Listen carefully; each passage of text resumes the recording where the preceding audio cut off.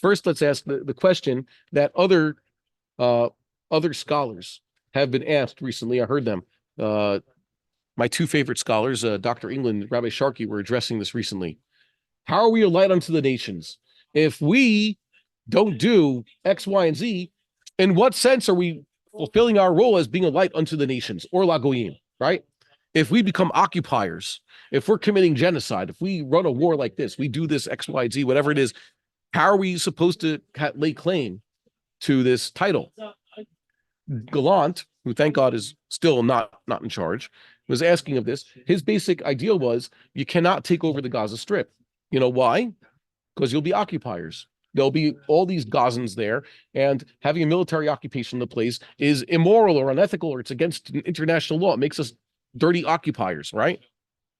Well, that's what they say. That's what they'll say about us. And by the way, they don't entertain, so just get rid of the guy, make them go away. Goodbye, like the Torah says.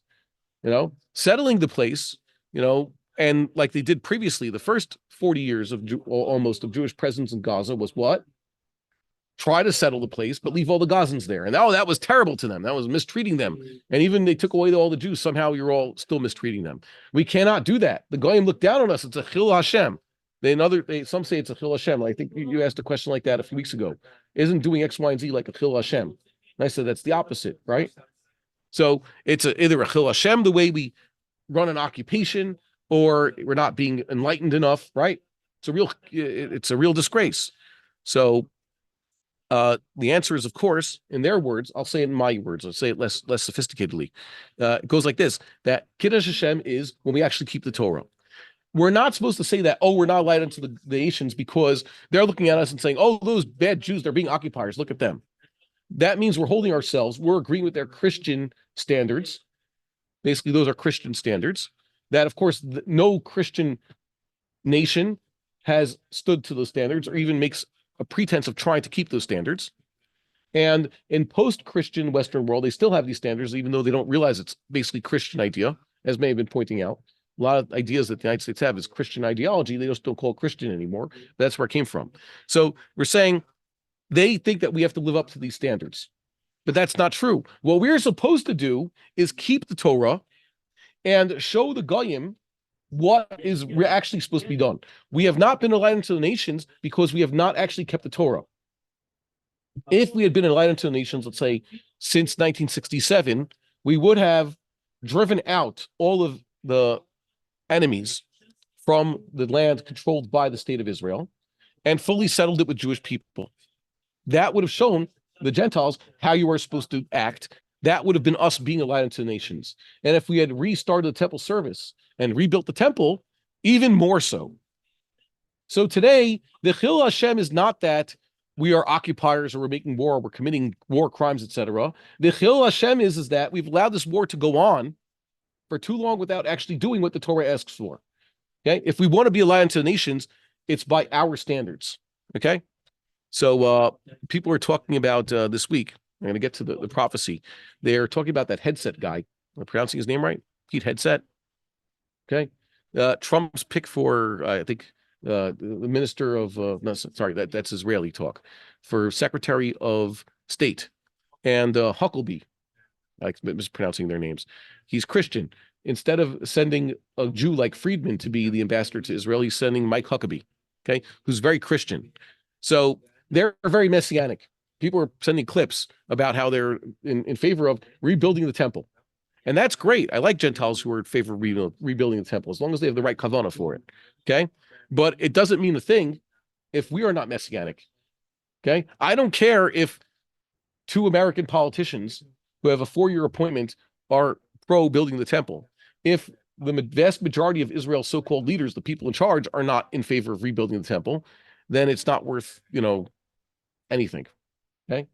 Until the prime minister says, let's rebuild the temple, or there's a Knesset majority that says rebuild the temple, it's not getting anywhere. Before there's heads of Haredi parties or the so-called religious Zionist parties, until they're the ones who are advocating for rebuilding the temple, it doesn't matter how much support we get from our American overlords. Make sense? And by that token also, someone was pointing this out, Chabad messianism, right? They believe in a Mashiach, right? I'm not really quite sure what it means anymore. Okay. You know why? Because they stopped actually putting their money where their mouth is. If they really believe that the Rebbe was Mashiach, shouldn't they all be in Eretz Yisrael and taking practical steps toward building the temple? Yeah, they try to get people to do mitzvahs and they're doing chesed all around the world.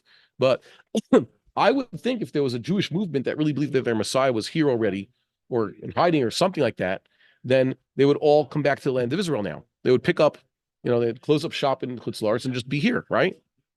And they'd be the strongest advocates. Can you imagine if there was all of the Chabad movement was here and advocating as much as they do actively for the rebuilding of the temple? That'd be something, but they're not doing that, right?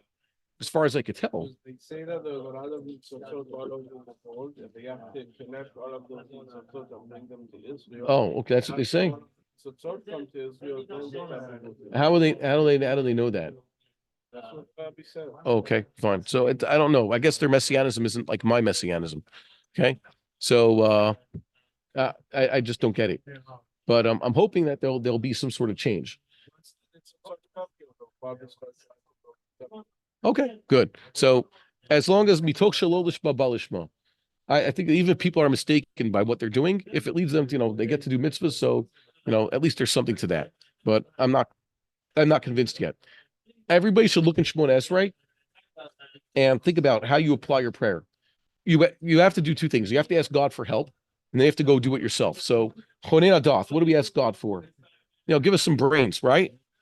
And then do we sit back? We prayed for, Da'ath, Chochmah, Bina, Haskel, the rest of them. We sit back, or do we go to the base medrash and apply ourselves to try to study Torah?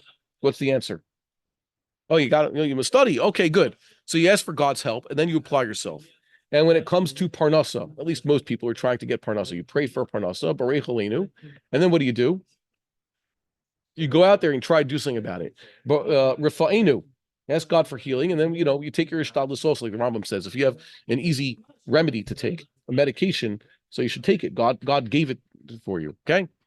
And other matters. So when it comes to kibbutz galios, though, you ask God to gather us from the exiles. It's a little bit, okay, God, please, kabetz didachenu. So do you get up and go? Yeah, we did. Many of us do that, but many of us are disconnected. We don't. It doesn't work. And we mentioned before, hashiva shofetenu. Most understand that judges with the lowercase j. We want a good judicial system that follows the Torah. So that means we are not in favor of the current system. The current system has to go. How many Orthodox Jews, when there was a legitimate movement to change the judicial system and throw it out, how many Jews were in favor of keeping it? So Gush rabbis were like that, wondering, didn't they say Shemona Esrei today? They said it 3 times. They said it 3 times a day, asking for the replacement of the current judicial system. And then they went out and protested vociferously in favor of the current judicial system. I must have missed something. I'm not as wise as they are, so I don't know how their prayers work. Okay.